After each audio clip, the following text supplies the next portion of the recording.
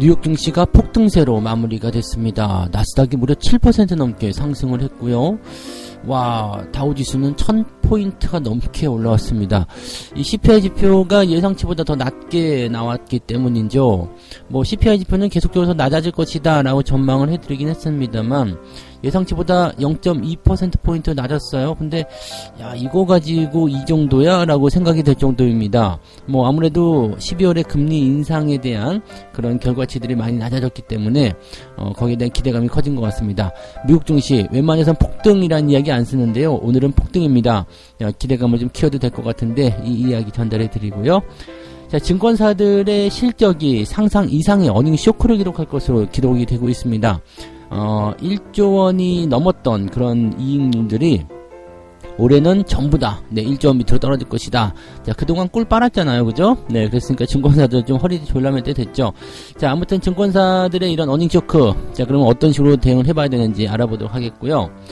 자, 펄 어비스 갖고 계신 분들 많이 계시죠? 아직도 게임주들 때문에 고생하시는 분들 많이 계시는데 펄어비스가 마이너스 73%나 하락을 했다라고 얘기가 나오네요. 그래서 가지고 있는 주주들이 절규를 하고 있다. 지금 이제 주식 시장에 대한 어떤 변화가 감지되고 있는 상태에서 낙폭이 큰 종목, 손실이 큰 종목, 그런데 뭐 반등을 해줘야 되는데 이런 종목들은 반등이 안 될 수도 있거든요. 그러니까 이런 것들은 또 어떻게 봐야 되는지 게임주들 전체적으로 전망을 한번 짚어보도록 하죠.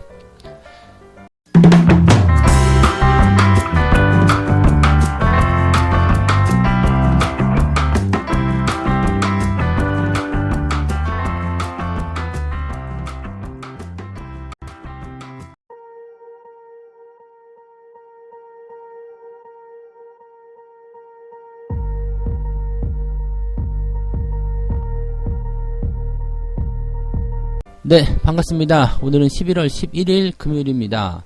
1111이죠? 네, 11월 11일. 뭐, 빼빼로데이, 뭐, 그 다음에 뭐, 젓가락, 가래떡데이, 뭐, 이런 것도 있던 것 같은데.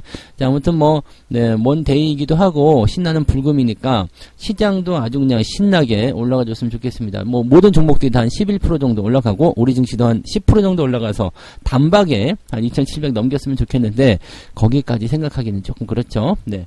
자, 일단은 미국 증시가 많이 올라왔기 때문에 오늘 기대감이 굉장히 클 거 생각됩니다. 오늘은요, 약간 좀 이제, 제가 잘못 판단한 부분 중에 하나가 뭐냐면, 이 정도까지 상승할 것이다 라는 것은 예상 못했죠. 어느 정도 올라가긴 할 것이다 라는 정도의 생각을 했었는데, 이 정도 급등은 조금 과하다 싶기도 한데, 어떻게 보면 또 당연한 것일 수도 있겠고요. 뭐, 그래요. 그래서, 뭐, 근데 예상이 이렇게 더 좋은 쪽으로 빗나가는 것은 뭐 저는 뭐 괜찮다고 생각합니다. 제가 뭐 3% 오를 것이다 생각했는데 한 10% 올랐어. 그래서 나쁠 거 뭐 있어요, 그죠? 네, 그래서 뭐 그렇게 위안을 좀 삼고는 있습니다만 좀 안타까운 것은 이제 주식을 살려고 마음 먹었었던 분들, 그런 분들은 기회가 날아가 버리지 않았을까 생각이 좀 듭니다. 자, 다우지수가요 3.69% 1198포인트나 올랐었고요. 나스닥은 무려 760포인트가 올라간 7.35% 상승 마감을 했습니다. 내용도 굉장히 좋아요. 급등. 나스닥은 5% 넘게 상승하면서 시작했는데 더 올라가서 끝나버렸죠. 사실 5% 상승하는 것만 보고도 미쳤다 싶었거든요. 근데 그건 아무것도 아니야? 이런 얘기 나오면서 그냥 바로 끝까지 밀어버렸습니다. 양봉이 발생했습니다. 크게 갭상승했는데 양봉이 또 발생했기 때문에 이 정도면은 진짜 엄청난 폭등이다 볼 수 있겠습니다. 2년 만에 사상 최고치의 상승이다. 뭐 코로나 이후에 처음이다. 뭐 전쟁 이전으로 돌아갔다. 뭐 이런 얘기들 나오는데 자, 이 정도 급등세면은 국내 증시에 당연히 영향을 줍니다. 그리고 나스닥 지수가 이 정도 급등을 했다라면 금리 인상에 대한 기조가 훅 줄어들었기 때문에 기술주들 엄청난 폭등이 나왔겠죠. 오늘 뭐 테슬라부터 시작해서 애플 뭐 전부 다 상당히 높은 수준의 상승을 기록했을 거 생각되는데 자, 그 기운은 그대로 우리나라에도 전달이 될 겁니다. 그래서 우리나라 대형주들 위주로 해서 주가가 좀 많이 올라갈 수 있겠는데 우리도 조금 욕심 부리면 5% 정도까지는 오르지 않을까 생각하는데 그거는 이제 가봐야지 될 이야기가 아닐까 생각되고요. 자, 일단 CPI 지표에 대한 얘기를 한번 살펴보도록 하죠. 미국 노동통계국에 따르면 10월 CPI 상승률은 전년 대비 7.7%를 기록했다. 예상치가 7.9에서 8.1이었죠. 그래서 뭐 8.0, 8.1 이렇게 나오게 되면 그것만 하더라도 괜찮다 얘기가 됐었죠. 근데 7.7이 나와버렸어요. 예상치보다 크게 하락했죠. 그리고 지난달에는 8.2%였는데 0.5%나 떨어진 거예요. 이렇게 되면은 CPI가 4개월 연속 둔화세를 보이고 있다라는 것과 또 지금 이게 끝이 아니죠. 더 떨어질 겁니다.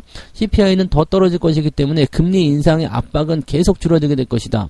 자, 그래서 금리가 계속해서 높아질 것이다라는 어떤 두려움에 떨고 있었던 그런 기술주 기업들, 이런 기업들이 숨통이 트이는 모습이 좀 나타날 겁니다. 그렇다고 해서 금리 인상이 일어나지 않는 건 아닙니다. 왜냐하면 금리 인상의 속도가 줄어드는 거지 금리 인상은 필요한 부분이거든요. 그러니까 0.5% 그 정도가 이제 적당할 것이다 라고 이제 시장이 바로 확률을 높여줍니다. 12월에 0.5%포인트의 금리 인상은 확률이 무려 85%나 된다라고 되어 있죠. 불과 어제까지만 하더라도요, 그냥 뭐, 50% 정도? 뭐, 아니면 반반? 잘 모르겠는데, 이렇게 나왔었거든요. 근데, 이 정도라면은, 연준이 금리 인상을 계속 고집하게 되면, 오히려 연준이, 욕을 먹는 그런 상태가 좀 됩니다.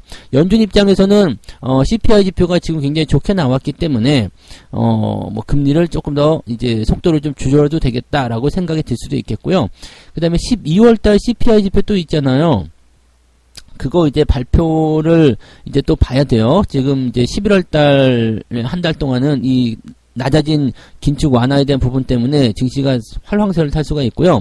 12월 달에는 이거보다 더 낮아질 거 생각되거든요. 왜냐면 이게 기준점이 계속 올라가고 있어요. 그러니까 작년 이제 11월을 기준으로 한다면은 물가가 더 높아졌을 거 아니에요. 그러니까 그 시점으로 기준하게 된다면 이제 물가 지표는 더 떨어져 있을 것이다 판단하시면 되죠.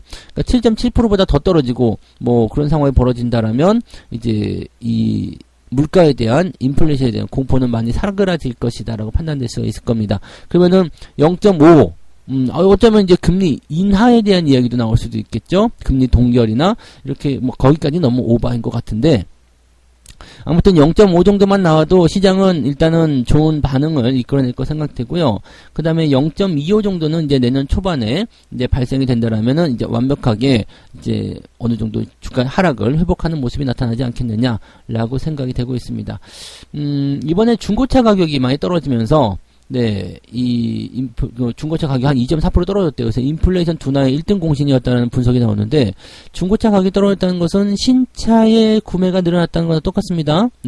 아시죠? 신차가 안 팔리면 중고차도 안 사요.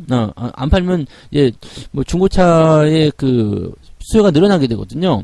근데 신차가 잘 팔리게 되면 중고차가 안 팔리게 됩니다. 뭐 그런 어떤 상관관계가 좀 있거든요. 뭐 100% 정확한 건 아니겠습니다만 그런 부분들이 있습니다. 있는데 그렇게 된다는 것은 경기 민감 섹터 또는 자동차 섹터 쪽에서 뭔가 변화가 있었고 또 자동차를 산다는 것은 내구재 쪽이잖아요. 그러니까 경기가 좋아지고 있구나라고 판단이 되는 부분이 좀 되겠죠.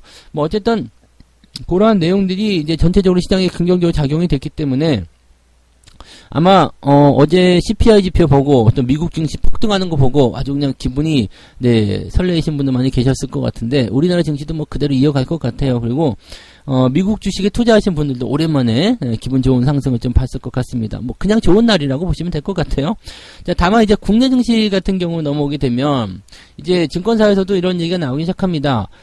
국내 증시의 하락폭을 되돌릴 수 있을 것이다. 언제요? 내년 상반기까지. 그러니까 뭐 지금 현재 상태로 본다면 3,000포인트도 가능하다. 내년 상반기요. 뭐 그런 정도 예상이 가능하기 때문에 여러분들의 이제 고생이 거의 끝나간다라고 볼 수 있는 내용이 좀 되는 거겠죠. 다만 이제 그런 부분들은 12월에 금리 인상 폭이 0.5% 이하로 제한이 되고요. 내년도에는 금리 동결이나 0.25 정도의 정상적인 금리 인상으로 가고 CPI는 더 떨어져서 6%대 이하로 떨어져야지 여러분들이 생각하는 그 3,000포인트대에 달하는 시장 상승이 가능해 보인다. 뭐 이렇게 보시면 될 것 같은데 어쨌건 지금부터 연말 그 다음에 내년 1월 효과까지 이렇게 보시면 되겠습니다. 근데 저는 조금 아쉬운 게 뭐냐면 주가가 이렇게 너무 급등을 해버리게 되면, 뭐, 매수를 하고자 하는 사람들의 매수 기회는 날아가 버리기 때문에, 뭐, 어쨌든 그 사람들은, 뭐, 별 수 없는 거죠. 왜냐면은 주식을 계속 갖고 있거나, 아니면은, 뭐, 저점을 통과하면서 올라올 때, 돈 있는 사람들은 주식을 계속 사라고 말씀드렸잖아요. 근데, 그런 부분이 아니고, 나는 좀 더, 재고할 거야. 너 시장 더 빠지면 할 거야. 2100포인트 오면 할 거야. 이렇게 생각하는 사람들은 그냥 연 먹는 거죠. 뭐 그래서 뭐 그거는 개인의 선택이기 때문에 뭐 누구를 탓할 거 아니잖아요. 그러니까 뭐 별 수 없는 부분인데 조금 아쉬운 거는 그래요. 추가 매수에 대한 부분들이 없다고 하더라도 주가가 조금 더 낮아진 상태에서 반등을 시작했으면 어땠을까? 그러니까 지금 뭐 단기 조정이 어제 살짝 나타났잖아요. 그게 한 차례 정도는 더 떨어져서 한 2350이나 뭐 그 정도 수준에서 지지점 잡고 올라간다면 얼마나 좋았을까라는 생각이 들어요. 왜냐하면 이게 지금 보시면 단기 급등세가 계속 이어졌어요. 근데 여기서 만약에 폭등이 나타났다. 이렇게 되면 물론 이제 매수하는 사람들이 많아지게 될 테고 주가도 올라가고 뭐 다 좋은 거 아니겠습니까? 라고 생각할 수 있겠습니다만 이렇게 올라가게 되면은 단기 급등에 따른 부담감이 생겨요. 그러면 단기에 치고 올라갔을 때 나타나는 차익 실현이 생깁니다. 그래서 제가 보기에는 주가가 일단은 오늘은 뭐 급등세 보일 것 같아요. 급등세 보이고 주가가 안 내려올 것 같습니다. 뭐 보통 이렇게 생각하죠. 주말이기 때문에 올라갔다가 다시 내려올 것이라 생각되는데 어지간해서는 갭상승 해놓고 주가가 올려놓은 상황으로 마무리되지 떨어지진 않을 것 같거든요. 네, 그래서 뭐 마이너스로 오늘 생각할 이유가 없고요.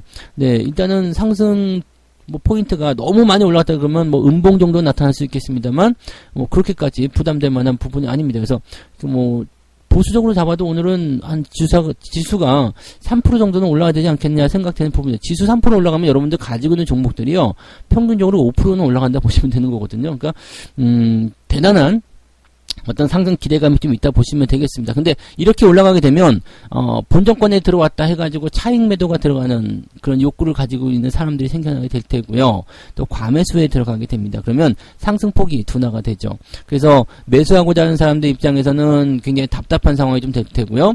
가지고 있는 사람 입장에서는 일단 올라가서 좋긴 좋은데 더 올라가야 되잖아요.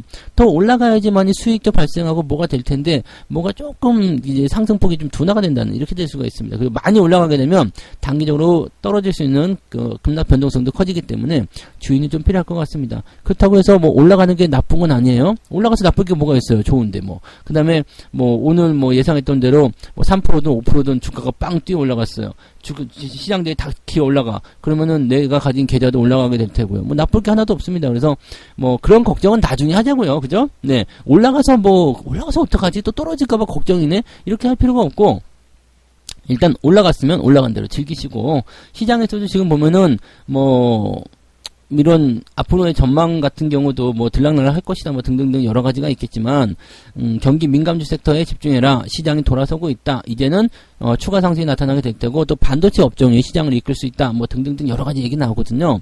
기본적으로 반도체 업종이 올라갈 수밖에 없는 이유는 네, 삼성전자나 하이닉스나 이런 대형주들이 시총 상위에 들어가 있기 때문입니다. 오늘은 뭐 2차전지뿐만 아니라 뭐 그냥 시총 상위에 있는 것들 다 기어 올라간다고 보시면 될 것 같아요. 오늘 같은 날 떨어지는 종목도 있을 수 있어요. 근데 그런 것들은 또 너무 실망하지 마시고요. 뭐 시장이 올라간다고 해서 모든 종목이 다 올라가지 않습니다. 뭐 내가 가지고 있는 종목이 또는 어제 매수한 종목이 오늘 기대했는데 떨어질 수도 있는 거고 또 실망감을 느낄 수도 있겠습니다만 그런 것들은 오늘 끼어들지 못했을 뿐이지 시장이 계속 상승 기조를 보인다면 오늘 빠지는 종목이라고 하더라도 내일 또 올라갈 수도 있습니다. 그리고 시장의 비주류 종목들은 지금은 약간 상승폭이 오히려 둔화될 수도 있어요. 그래서 지금은 이제 그동안 낙폭이 좀 심했었던 종목들 위주로 급등세가 나타날 가능성이 없기 때문에 그런 쪽으로 시장의 매수세가 몰리게 되면 오히려 개별주들은 변두리 쪽으로 밀려나게 되면서 매수의 그런 기대를 받지 못한 상황이 벌어질 수가 있습니다. 그래서 오늘 같은 날 올라가지 못하는 종목이라고 하더라도 다 버리지 마시고 잘 데리고 가세요. 걔네들은 시장이 좋아지면 어쨌든 올라가게 되어 있습니다. 물론 지금 위에서부터 떨어지고 있는 종목들, 시젠 이런 거는 안 됩니다. 네, 그러니까 그런 것들에 대한, 즉 제가 말씀드렸던 나쁜 종목들, 그런 종목들만 제어를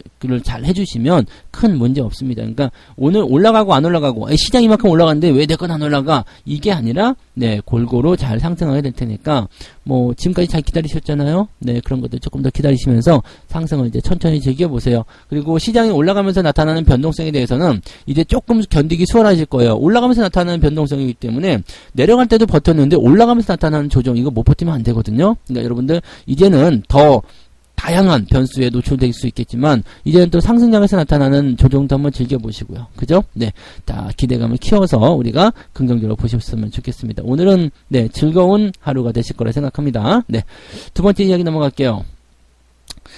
즐거운 하루가 될 것 같은 생각이지만, 일단은, 네, 아닌 애들도 있어요. 자, 증권사가 지금 다 어닝 쇼크가 줄줄이 나타나고 있습니다. 그래서 이 부분, 이거는 지금 증권사들이 반성해야 돼요. 네, 작년에, 재작년에 얼마나 꿀을 빨아댔습니까? 전부 다 개인들의 피눈물이에요. 네, 개인들이 막 피눈물을 흘릴 때, 얘네들이 지금 뭐 성과금 잔치하고 뭐 그랬던 부분이니까, 개인들이 열받아 빠져나가는 거 아닙니까?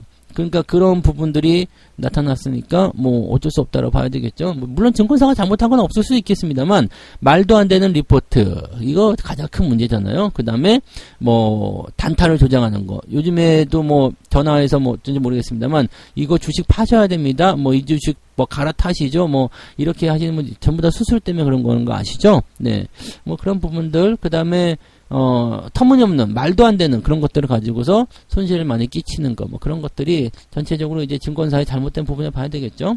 그래서 요즘에 증권사도 이제 뭐 구조조정 많이 들어간다고 해요. 인력 감축 이런 거요. 왜냐면 돈이 안 되잖아요.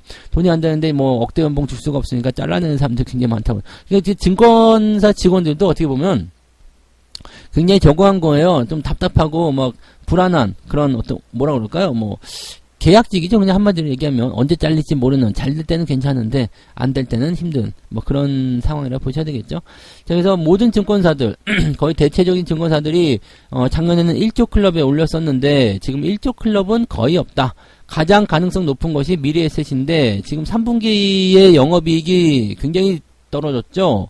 60% 정도 하락한 것으로 나타났는데 이렇게 돼버리면은 애매하죠. 그래서 4분기에는 실적이 더 좋아져야 되는데 개인들이 지금처럼 많이 빠져나가는 상태에서는 택도 없는 소리가 될 겁니다. 그래서 아마도 올해는 1조가 넘는 기업들이 없을 것이고 증권사의 실적은 점점점 줄어들 것이다. 이렇게 예상이 되고 있어요. 이렇게 되면은 네, 증권사들의 어떤 주가 추이도 좀 안 좋을 수도 있겠지만 근데 증권주의 움직임들은 또 다를 수가 있어요. 왜냐하면 증권주들 같은 경우는 배당을 많이 챙겨주잖아요. 그리고 시장이 좋을 때는 기대감을 가지고 올라갈 수가 있기 때문에 또 이제 기업들의 어떤 실적과 무관하게 주가가 상승하는 경우도 있습니다. 자, 근데 중소형 증권사들은 물론 대형 증권사들도 부진한 성적을 계속해서 발표하고 있다는 것이 중요한 부분이겠죠. 미래에셋증권이 지금 여기 나오네요. 62% 감소했고요. 그 다음에 NH는 77% 감소. 그 다음에 한국투자증권도 76% 감소.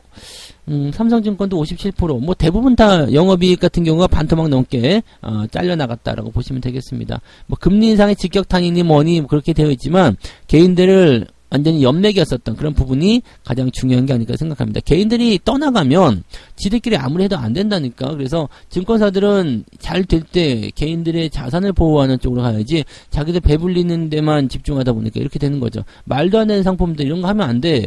그래서 뭐 백날 얘기해봤자 소용없는 거지만 어쨌든 네.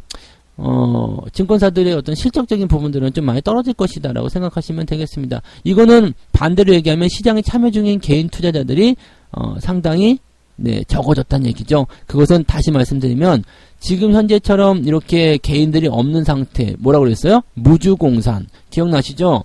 그냥 빈집털이야 들어가가지고 그냥 아무거나 들고 나오면 되는 거거든요. 그러니까 여러분들 지금 현재 시장에서 여러분들이 살아남아 있는 거 그건 정말 축복받은 일입니다. 그리고 뭐 무엇을 사야 될까 고민하지 마세요. 이미 여러분들 주식 계좌는 꽉 들어차 있잖아요.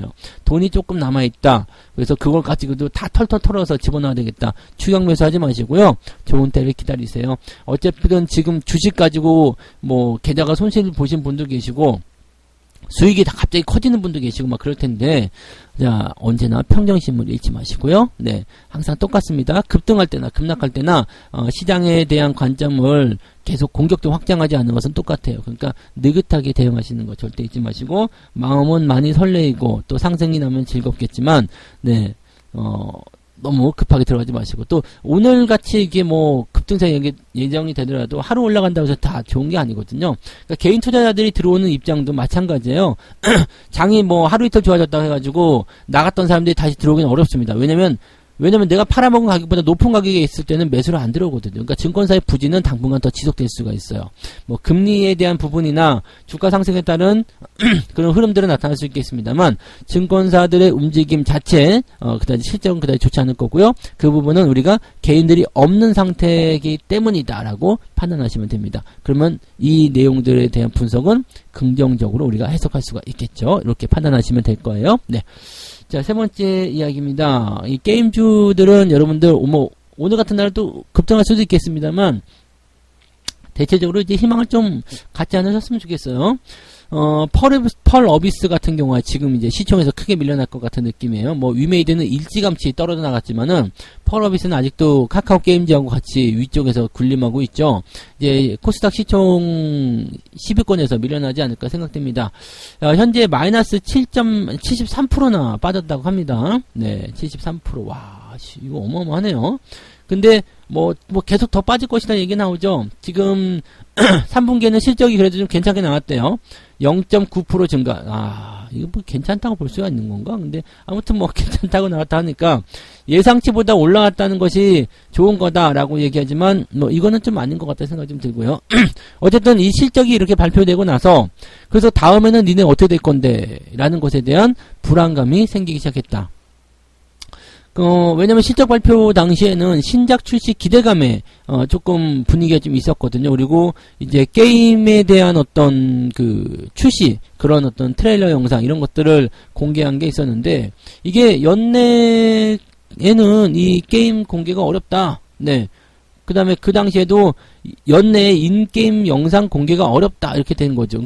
그러니까 게임이 구동이 되는 그 상황을 영상으로 해가지고 우리 게임이 이 정도야 라는 기대감을 보여준 영상이 한 10분 정도 나온단 말이에요. 근데 그것 자체도 공개하기가 어렵다. 그럼 게임 출시는 언제 하냐 이거죠. 보통 게임 출시할 때는 그런 영상 먼저 공개되고 그 다음에 뭐가 나와요? 이제 베타 테스트 그리고 나서 이제 신작 출시 이렇게 나오는데 아이고야 이렇게 되면은 내년도 안 될 것 같지. 뭐 개발 완료 시점이 내년 2분기 이후라고 하니까 내년에도 안 나온다는 얘기. 그럼 내년에도 신규 작품이 없다 그러면은 게임사들은 먹고 살기가 어렵죠. 게임의 수명이 되게 짧아요. 1년만 지나도 시들시들한 옛날 게임이 돼버리죠. 워낙 신작들이 많이 나오니까요. 그래서 그런 것들에 밀려나지 않을까라고 생각되는 부분이고요. 게임주가 일단은 기본적으로 신작이 출시가 돼야 됩니다. 그래서 개발이 아주 그냥 피 터지는 그런 싸움들인데 지금 펄 어비스의 붉은 사막, 도깨비 모두 다 내년에 출시가 불확실해졌다. 내년에 출시가 불확실한 거예요. 그러니까 내년 한 해 동안에 손가락만 쪽쪽 빨아먹을 수밖에 없는 상황이 되는 거지. 그렇게 된다라면은 힘들겠죠. 네, 힘들겠죠. 그리고 기존에 이제 이미 출시된 그런 게임 같은 경우는 이미 인기가 시들해져서 매출이 꾸준히 늘어나지 못한다. 게임주들은 약간 좀 부담스럽다 보셔야 될 것 같아요. 그래서 증권사들이 지금 목표 주가를 계속해서 낮추고 있는데요. 좀 심한 경우에는 지금 신영증권이 41,000원 정도까지 예상한 부분이 좀 있습니다. 그래서 지금 펄어비스 주가가 39,750원인데 네, 목표 주가가 41,000원. 이거 내려온 거예요. 목표 주가를 올린 게 아니고 내린 거거든요. 이렇게 되면은 더 빠진다 봐야 되겠죠. 그리고 이베스트 투자증권 같은 경우는 38,000원이고요. 그 다음에 삼성증권은 3만원을 예상을 했습니다. 이건 뭐예요? 그냥 팔으라는 얘기지 뭐. 그러니까 지금 현재 가격보다 더 떨어질 것이다 이렇게 되어 있기 때문에 물론 이제 증권사의 목표치는 뭐 위쪽으로 잡히나 아래쪽으로 잡히나 전부 다 믿을 만한 건 못 돼요. 필요 없는 얘기들이 합니다만 그냥 분위기를 한번 보시면 저런 리포트가 나오게 된다 그러면 이미 떨어지고 있는데 불을 더 끼얹을 수가 있는 거죠. 그러니까 이런 것들이 부담을 좀 줄 수밖에 없습니다. 그러니까 게임주들은 지금 그 메타버스, 게타버스라고 하죠. 이 게타버스가 전부 다 이제 망쳐놓은 상황이라서 보셔야 돼요. 그래서 신작 출시도 없고 메타버스도 한물 갖고 NFT 어디 갔어? NFT 뭐 토큰 어디 갔어요? 걔네들 다 어디 갔습니까? 그거 전부 다 날아가고 있잖아요. 그러니까 그런 것들이 진정이 되려면 시간이 좀 많이 필요할 거예요. 왜냐면 그걸로 많이 해먹었잖아요. 10배 이상 해먹었으면은 그것을 진정시키는 데는 굉장히 오랜 시간이 걸린다고 보셔야 됩니다. 그래서 게임주들은 여러분들 건드리면 안 돼요. 나 지금 들고 있는데 어떡합니까? 모르겠어요. 그거는. 왜냐면 매도를 언제부터 말씀드린 1년 전부터 매도를 말씀드린 것 같은데 그거를 지금 어떡합니까? 라고 얘기하면은 뭐 지금 와서 뭐 어떡해요. 그죠? 네. 내가 어떻게 할 수 있어. 지금 이렇게 많이 빠진 거에 이미 많이 빠졌어. 마이너스 70%야. 사실 그쯤 되면은 매도가 의미가 없어요. 매도가 의미가 없긴 없는데, 어떻게 합니까? 라는 질문에 대해서는 답변을 드릴 수가 없겠죠. 뭘 어떻게 하겠습니까? 그죠? 마이너스 73%를 뭐 어떻게 하고. 더 사야 될까요? 살 자리는 아닌 것 같아. 그럼 이거 어떻게 해야 됩니까? 네. 그거는 모르죠. 네. 그러니까 그런 부분들이 있어요. 뭐, 이거는 그때 행하지 못한 거, 뭐랄까, 기회라고 해야 되나? 어떤, 그걸 행해야 되는 어떤 시기가 있어요. 그 시기를 놓치게 되면은요, 그 다음에는 굉장히 곤란한 경우가 생기는 거죠. 그 다음부터는 전략이든지 뭐든지가 전부 다 수정이 돼야 되고, 상황들이 바뀌기 때문에요. 그런 것들은 여러분들이 항상 머리에 염두에 두셔야 됩니다. 그러니까 주식도 마찬가지죠. 저기 뭐 2200포인트, 그때 바닥권에서부터 돌아서기 시작할 때, 자, 매집되고 있으니까 계속 매수하셔도 됩니다. 삼성전자 사셔도 됩니다. 이렇게 말씀을 드렸는데, 지금 이미 올라가 버렸잖아요? 근데 오늘 만약에 폭등을 했어. 와, 지금이라도 살까요? 모르지, 그러면. 이렇게 되면 모르는 거야. 더 올라갈지 모르잖아요. 그치, 더 올라갈지 몰라. 하지만 이미 매수의 기회는 실기를 해버렸잖아요. 그러면은 다음 기회를 노려야 된다는 얘기지. 이것만 기억하세요. 여러분들 항상 그래서 시장에 남아있는 거, 시장에 참여하고 있는 거, 살아남아있는 게 그만큼 중요하다는 것을 꼭 기억하셔야 됩니다. 네. 자, 어쨌든 그렇게 보시고요. 오늘 세 가지 이야기 이렇게 말씀드립니다. 낮아진 CPI 때문에 나스닥이 급등을 했습니다. 우리나라 증시도 급등할 거 생각됩니다. 네. 기본 3% 정도 올라가지 않을까, 그 정도 해줘야 되지 않을까 생각되는데, 모르지 뭐, 시장은 어떻게 변할지 모르는 거니까 장담할 수는 없겠고요. 어쨌든 오늘 갭상승 예상되어 있다. 그리고 다른 건 몰라도요, 주가가 마이너스로 끝나진 않을 겁니다. 그러니까 적당히 오늘 수익을 잘들 챙기실 수 있는 부분이 될 것 같다 생각됩니다. 근데 너무 무리해서 또 추격 매수하거나 그러지는 마세요. 어차피 급등을 해버리게 되면 매수 기회가 없어요. 그래서 좋긴 좋은데 매수할 기회가 없을 수도 있다라는 것은 좀 아쉬운 부분이 좀 되겠죠. 자, 증권사들은 상상 이상의 어닝 쇼크를 보여주고 있다. 정신 좀 차려야 됩니다. 증권사 개인 투자자들을 그런 식으로 그냥 돈 빼먹는 그런 걸로만 생각해 놓으니까 이런 일이 벌어지는 거죠. 개인 투자자들이 지금 증시에 들어올 리가 만무하지 않습니까? 그죠? 이미 뭐 주가가 이제 이때부터 많이 올라가게 되면 뭐 다음 달이나 다다음 달부터 들어올 테니까 어차피 올해 증권사들의 실적 장사는 건너갔다 봐야 됩니다. 그래서 물 건너간 증권사 실적을 혹시라도 기대하고 있다면 그것은 아니 된다 말씀드릴 수 있겠습니다. 네, 참고하시고. 하지만 증권주들의 움직임들은 또 그거랑 다르게요. 시장이 올라가면 기대감으로 상승하게 되고 배당을 많이 주기 때문에 연말에는 좀 몰리는 경우가 있습니다. 그래서 그런 정도는 좀 다르게 보시고요. 증권사의 실적은 개판, 하지만 증권주의 움직임은 좋아질 것, 이렇게 보시면 되겠죠. 자, 게임주 펄 어비스를 지금 예로 들어 있지만 글쎄요. 네, 게임주는 사실 뭐 답 없어요. 지금은 답이 없습니다. 뭐 단기 반등 나온다고 해서 박수치고 있을 게 아니라는 거 알고 계시죠? 마이너스 73%가 나왔는데 뭐 거기서 오늘 뭐 5, 6% 아니면 10% 올라간다고 박수치고 있을 게 아니잖아요. 그래서 그런 부분들 이제 일단은 실기를 했다는 거지. 네, 중요한 건 매도 기회를 놓쳤다는 것이 중요한 거기 때문에 뭐라고 할 말이 없습니다. 그죠? 네, 지금은 게임주를 쳐다보지 않아야 한다는 것만 기억하시고, 뭐, 단기 반등이 나오는 건 어떻게 해요? 네, 그런 건 뭐 단타 하시는 분들이나 알아서, 대응하시면 되겠죠. 갖고 계신 분들에게는 지금 손실이 많이 나는 상태에서는, 뭐, 오늘 반등 나간 데서 세 발의 피죠. 물론, 그거라도 있어야지 주가가 반등하는데 뭔가 도움이 되겠습니다만은, 당분간은 시간이 많이 필요할 것이다만 생각해 주시면 되겠습니다. 네. 책 한 곡 읽고 마무리하겠습니다. 아무런 결정도 하지 않는 것이 최선의 결정일 경우가 있다. 전문가들은 그러한 태도를 관망한다라고 말한다.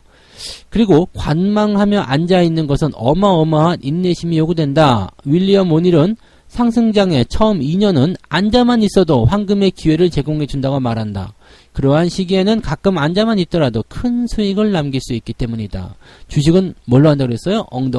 엉덩이로 묵직하게 앉아 계시면 여러분들 전부 다 내가 정말 이상한 것들만 고점에서 매수해서 정말 이런 거는 개도 안 물어갈 그런 것들 갖고 있는 거 아닌 이상은 전부 다 손실 회복되고요. 수익 전환됩니다. 그러니까 그런 부분들 잘 믿고 가시면 되겠어요.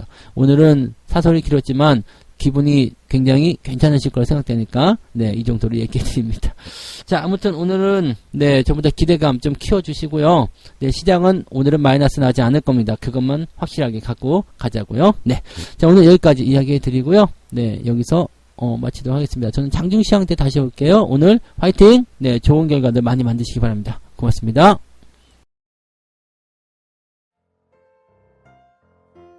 본 방송에서 제공되는 모든 정보는 투자 판단의 참고 자료이며 투자의 최종 책임은 본 방송을 이용하는 본인에게 있습니다.